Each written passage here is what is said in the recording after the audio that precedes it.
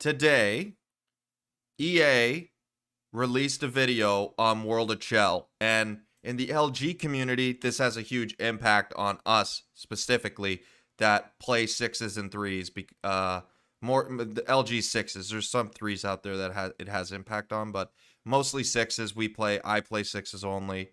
Everybody in LG plays sixes. This is a sixes league. It's sixes in the esports tournament. So obviously, this news here has major ramifications on all of us, and I think we should talk about it a little bit. So let's get into it a little bit, and we're gonna start with the menu. I just want to give EA credit. The menu is way better. They've done a great job revamping it. Credit to EA. It's cleaner, it's more visually appealing, and I like it better.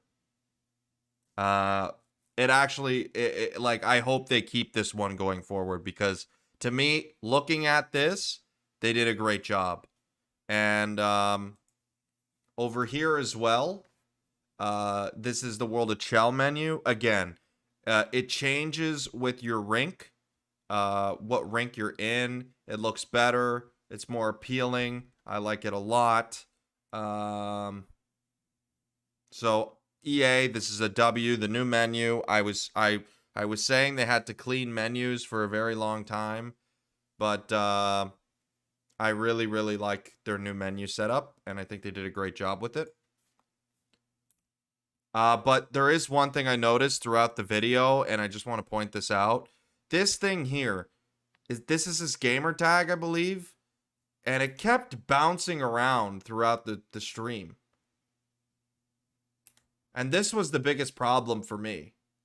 So I don't know if that's a technical bug and they're still in the beta phase to get it out, but this was concerning to me. Just that, like, that bouncing around. It's not, obviously it doesn't impact anything, but it's just a little bit. Is it a watermark? No, I don't think it was a watermark.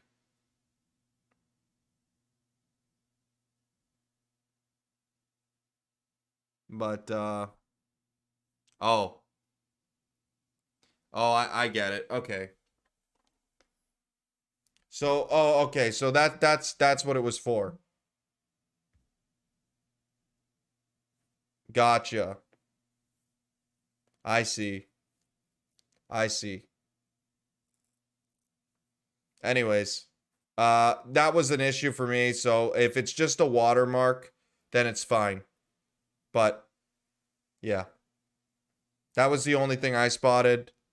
Again, there it is. But I had big concerns about it. But if it's just a watermark and they'll take it away after, it's fine. Here's the other menu. It changes with the rank you're in. Just clean. Cleanliness. I like it.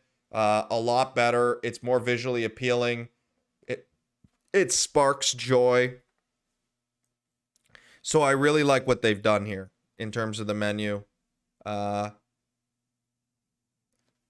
will say, though, as well, what worries me a bit, though, is on old gen, I have a feeling it may not run smoothly at all. Like, on old gen, the wait times for the menus are super long. So I feel like it's going to be that again, because I feel like the new engine is going to have an impact on things. Only the old gen worries me. I think this is actually gonna be a new generation game more so. I think it's gonna run better. It obviously is gonna run better on the next gen, but I think it's gonna be a huge difference. That's just my thoughts there on that. But the new menus still. I like this. I like the ability. You know, I like the cleanliness again. Pretty good. You know, I like the ability to, what's the difference here? I like the ability to add people into your, group. I think that's great, because then you can switch from threes to ones, not to ones, from threes to sixes. You keep everybody together in your group. Uh, it's a quality of life improvement too. If somebody backs out of a game, you have all six still. Hopefully, I'm not sure how they. If somebody lags out, maybe they're all still together, or maybe they have to rejoin the group. But your group is still together no matter what, and I think that's actually a plus. This was pretty cool too, so you can get somebody in the club immediately, just in case somebody lags out. I'm not sure if they're gonna end the game on a club lag out anymore, but this is a quality of life improvement. More easy to send club invites. I like that. Here's some of the game modes that we're gonna see. Drop-ins. 6v6. You could take your lobby wherever. I think that's great. I think the menus, they did a great job. There's nothing to really complain about in terms of the menus. Again, I guess that's just the watermark. It was just annoying, I guess. But you would think, the thing is, you would think though, for a trailer they'd remove it. So that's why I was like, is this of concern? But it's just a watermark, so it's not that big of a deal. Again, clean. I like it. Menu over here especially is clean. I think they did a great job with it. Just the cleanliness of it all. The last game really annoyed me. The last couple of games, it really annoyed me in terms of menus. And I think they finally get it right here. Again, loadouts. Apparently, from the club and from your social group, you don't have to go where the room leader goes. So you can switch between things here as you're in the club. So you can edit your loadouts and customize your guy again. It's pretty cool. I like that. They did a great job with that. And here are some of the... so basically, they went over it. The zone ability is your main ability. It's basically how your guy's going to play. 1T, they're going for a sniper build here. I like this. The ability to have more control over your guy, give him one special trait. So the zone ability is the main trait of your guy, and it's an X Factor ability. And then you get 2 secondary abilities, which I like too. And then you get boosts on top of that. These are the X Factor abilities, which I like a lot. But there's some that I think are going to be overused, especially the face-off one. We went over this before in the last video. You can go back and see what I think over there. But yeah, about these boosts. But you can go to EA's website and find more. You could pause the video and take a look at them yourself. These are just some of the traits. I noticed that there's 2 other traits that weren't on the EA website. So we'll be getting more traits as seasons go on. I'm not familiar with Bouncer and No Contest does, but they weren't on the website. Maybe they were just added, but I didn't see them. So there might be other traits that we're not familiar with yet. That's just something to point out. Maybe they're there. Maybe I could be wrong on this, but I got screenshots of some of the superstar abilities. I got all 3 screenshots. So if you want to pause and take a look yourself, you can. But it does look like just X Factor abilities, but they're lesser. They're just your superstar. They're secondary abilities. So you're going to have your main ability, your zone ability, and then your secondary abilities, which, I think it's great. I think it's great. Customization's great. So these are just some of the abilities here. I have them here. Defense and athleticism. So just getting a look at some of your superstar abilities. And then the best part about the trailer probably was you have more customization. I think they did a fantastic job. There's nothing really to, hate on them. This trailer, maybe a few things, but maybe virtually nothing, to be honest. Uh, but you know, you have more control over your guys, so you could take away traits and add them elsewhere. Like, you could like wrist shot accuracy. They took away 3. They took away 2. Uh, took away agility, and they added the you know, uh, they added their points they took away into different abilities, which I think is what we all want, right? And you can only take away a max of 5 and add it elsewhere. So that's also a positive, in my opinion. So it's going to be really hard to copy elite players' builds. I think this actually benefits the I think this really, really benefits the esports community because some people copy builds and carbon copy. Now, you can have more control over your build. Sure, people maybe will see your traits, but they won't see how you're moving around your skill points. So that's a huge plus.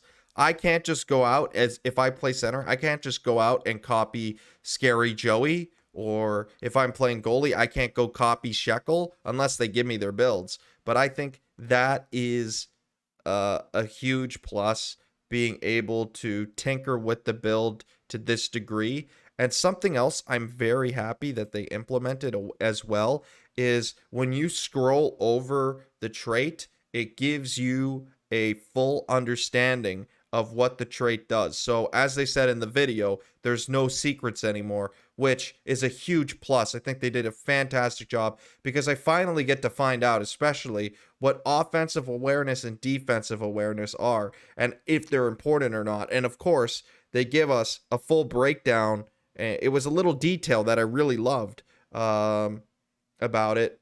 You know, offensive awareness handles your reaction time and field of view, so your reaction time improves. For example, how quickly you react to a pickup, a loose puck, or a reaction time from a pass from a teammate. So better reception of passes and better loose pickups. Same thing.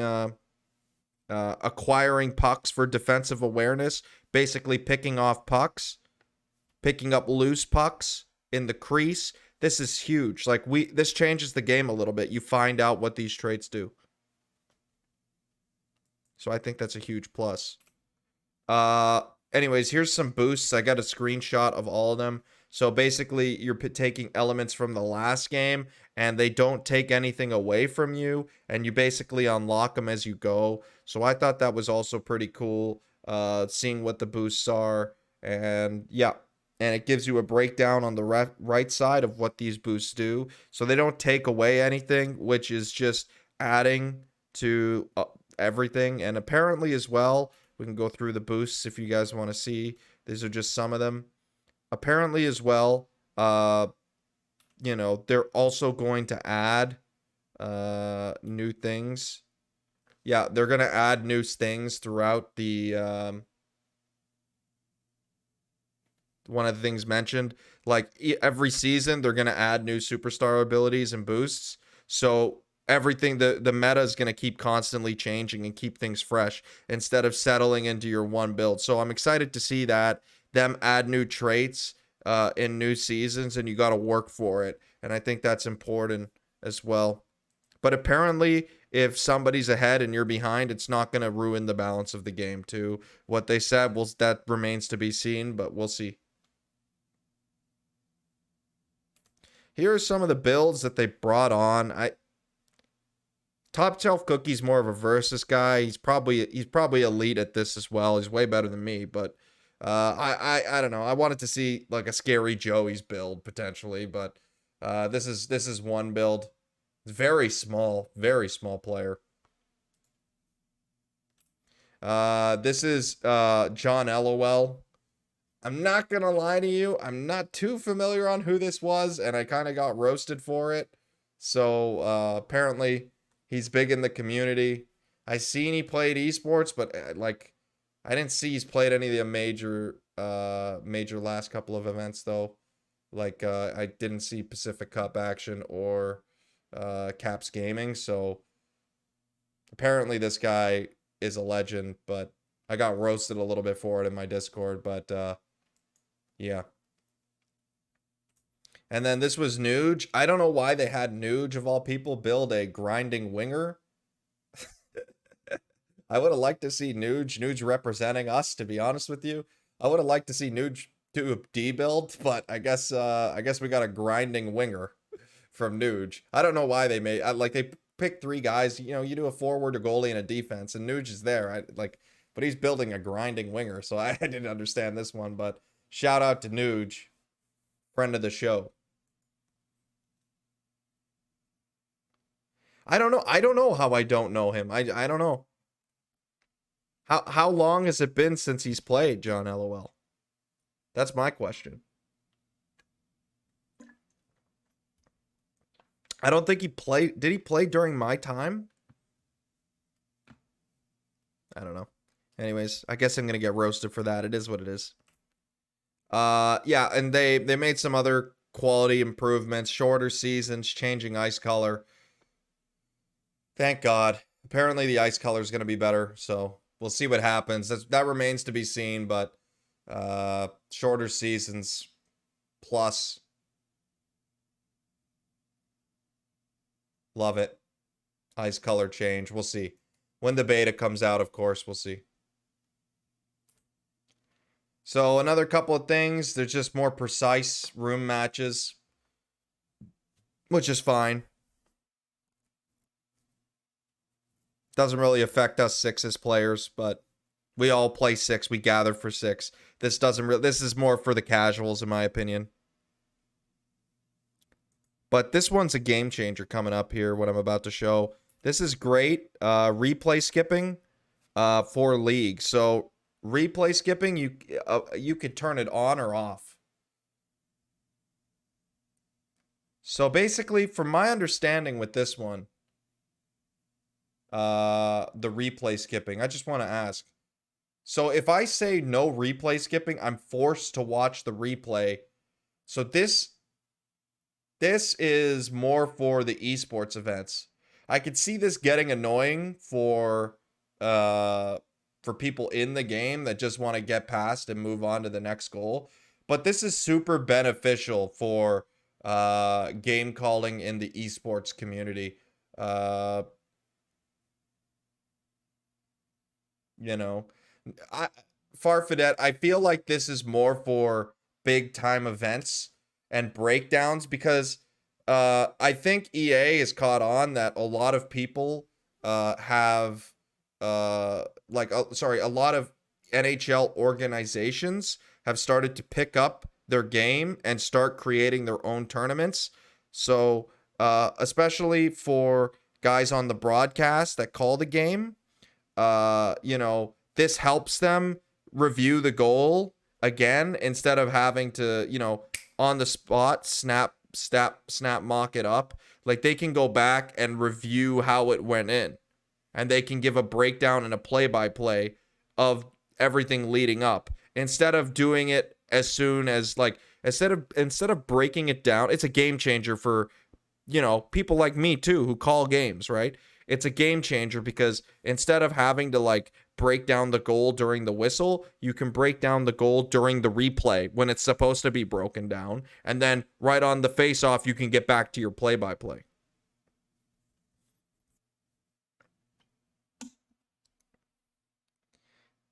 Yeah, but does EA, the question is, I guess, the other little things too, I guess it gives you a breather, but the little things, do they even show? The thing is, I've never laser focused on the little cutscenes in between puck being dropped. Everybody just spams A, so I don't even know what they are, to be honest. I'd have to pay more attention because if they start showing big saves and big blocks, then the game can really stretch out. So I could see this being beneficial in the free league more so in the finals, but maybe semifinals when there's a spotlight on the game. But you definitely it's definitely the most beneficial for esports. Keep them during playoffs. Playoffs, maybe getting into the later rounds. I don't want to, like,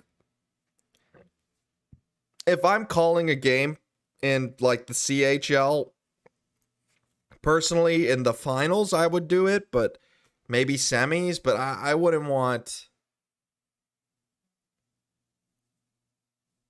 I don't want to, like, personally, like, especially for the esports events, this is what you sign up for. But like in the free league, I don't want to hold people's time, you know. I feel like this drags the game a little bit longer. So if it's like a spotlighted game, like big time spotlighted, you know, in the free league, then yeah, I would want this on. If I'm gonna go, we can make an agreement. Like if I'm going, you could turn it on. You could turn it on. Replay skipping, you could just turn it off. Sorry. But if it's just like if I'm broadcasting like a third round matchup, then yeah, I don't know. But it's super beneficial, though. That's the point. It's beneficial to us, the media guys. So we like it.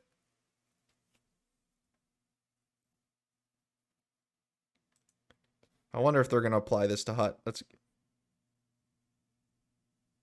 a DDA. What's that?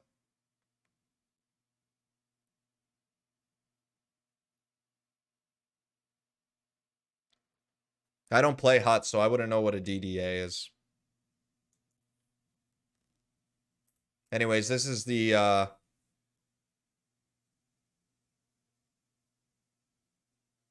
this is what we're looking at for the next couple of things. The beta comes out tomorrow, so we'll know what the gameplay looks like. I don't really need to watch the trailer on that, but you can't stream. I guess we could stream the trailer, the gameplay trailer, and actually see gameplay, which is exciting. But yeah, you know, when you play it, I'm getting a beta code tomorrow, so I did sign up for it, I think. So you can't stream it, obviously. So you know, you can just give your opinion, or can you? I don't know. I'm going to have to read the terms of service, I guess. And be a pro franchise mode. October 4th. That doesn't really affect us.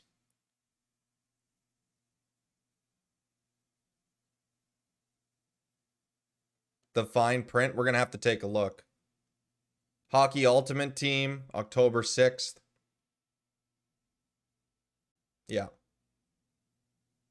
That affects a lot of people, not me.